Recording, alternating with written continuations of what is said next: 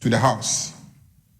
So I did not anticipate that Speaker will be making any statement under 67(1)(r).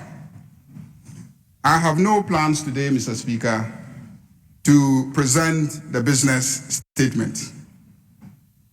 No minister has given me any indication as leader of government business that he or she plans to make a statement to the House. So clearly, these three items listed in Order 67(1)(r)(s)(t) will not happen. And so automatically, we are at item 67(1)(u), which is complaints of contempt of Parliament or breach of parliamentary privilege.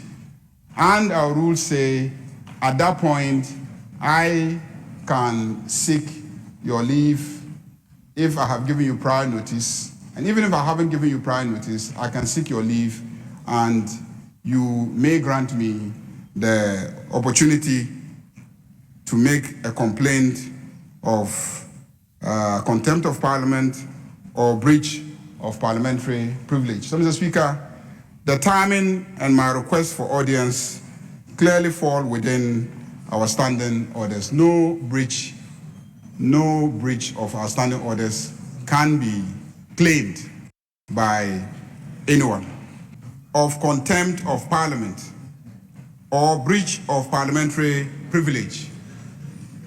But even before then, we have Order 30, which describes what acts constitute contempt generally.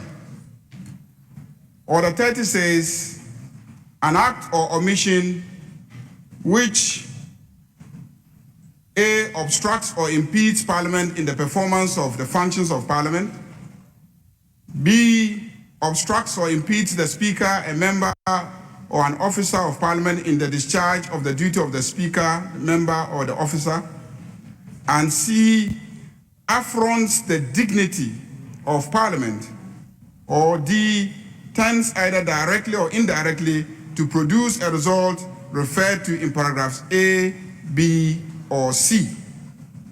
Then 31 deals with the specific acts of contempt of Parliament or breach of parliamentary privilege. 31O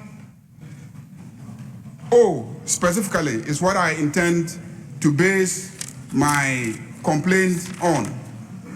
31O says, any of the following acts or conduct constitutes contempt of Parliament or breach of parliamentary privilege.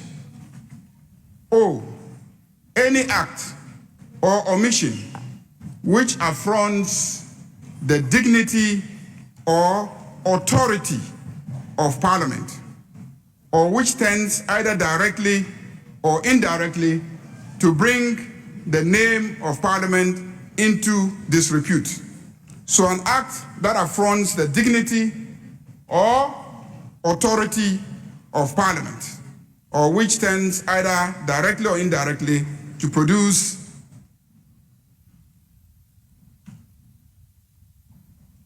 indirectly to bring the name of Parliament into disrepute. Mr. Speaker, I think somewhere on the 22nd of July, this House passed a resolution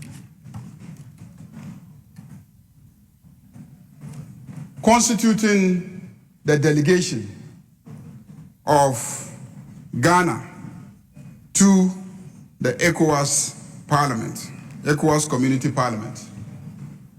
Mr. Speaker, if you recall,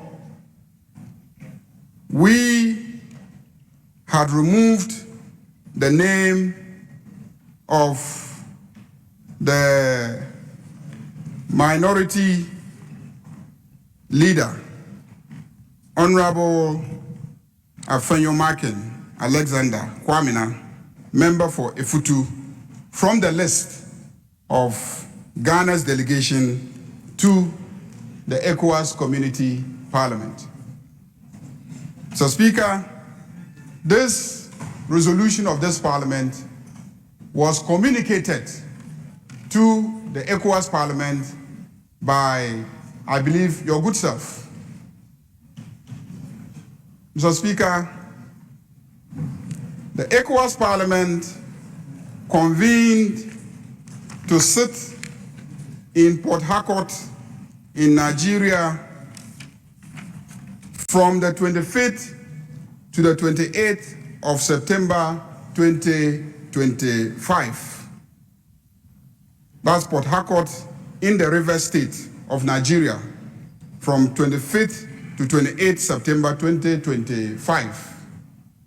Mr. Speaker, this Parliament's delegation, as constituted by our resolution, went to Port Harcourt and they met the Honorable Afenyo Alexander Kwamina sitting there and refusing to give way as directed by this Parliament.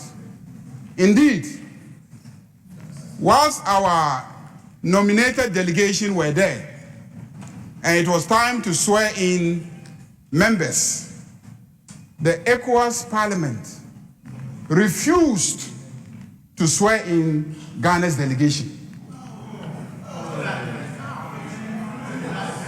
They refused to swear in Ghana's delegation and said that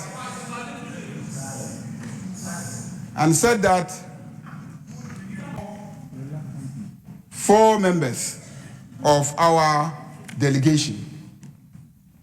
Mr. Speaker, the Honorable Afenyo Alexander Kwamina was at that session of the ECOWAS Parliament, attended that session of the ECOWAS Parliament in clear defiance of a resolution of this Parliament. In clear defiance of a resolution of this Parliament. That is why, Mr. Speaker, I have cited the provisions of Order 31-0, which says that any act or omission which affronts the dignity or authority of Parliament, Mr. Speaker, and let me emphasize, authority of Parliament, any act that affronts the authority of the Parliament of Ghana or produces any such effect constitutes contempt of Parliament and a breach of parliamentary privilege. Mr. Speaker, by defying this Parliament resolution, removing him from the delegation to the ECOWAS Parliament, and actually going to Port Harcourt and attending the session, Mr. Speaker, he has clearly affronted the dignity and engaged in an act that constitutes an affront to the authority of this Parliament. And it is time that the Honorable Afenyo be put in his proper place. Mr. Speaker, I therefore rise pursuant to the relevant orders to make a complaint of contempt of Parliament and a breach of parliamentary privilege, and to urge you, pursuant to the appropriate orders, to refer the Honorable Afenyo Alexander Kwamina to the Privileges Committee for him to be processed.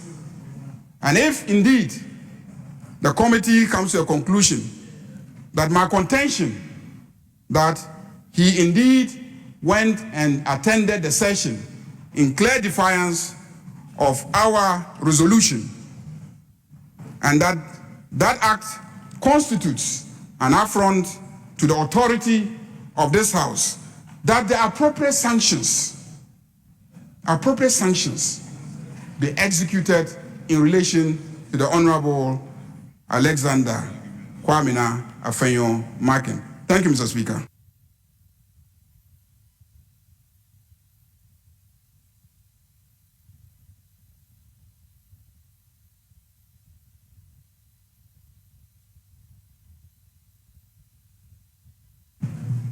Honorable members, you have heard the complaint of contempt being laid before all of us. The rules are clear. I'll have to come back to the House as to my view on this matter before I decide whether to refer to the committee or not to refer to the committee. So I have that decision to make, and I need to consider it before I do so. So I will take the whole of today to consider the complaint, and tomorrow I will then communicate my decision to the House. The House definitely will be given ample opportunity